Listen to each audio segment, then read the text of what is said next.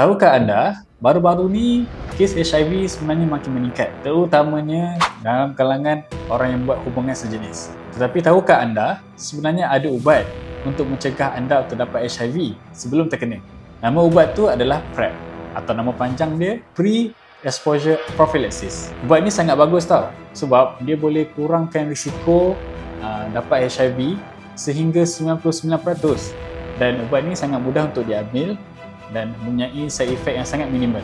Ubat ini sesuai untuk mana-mana yang ada risiko tinggi untuk dapat HIV lah, seperti orang yang amalkan seks sejenis ataupun homoseksual, dan juga orang yang sexually aktif dan mempunyai lebih pada seorang pasangan. Tujuan saya share berkenaan masalah ubat ni bukan saya nak galakkan lah untuk mana-mana untuk amalkan gaya seks bebas atau sebagainya, tapi kita nak lebih kepada mencegah daripada kena HIV. Ada cara sebenarnya untuk kita elak daripada terkena jangkitan HIV.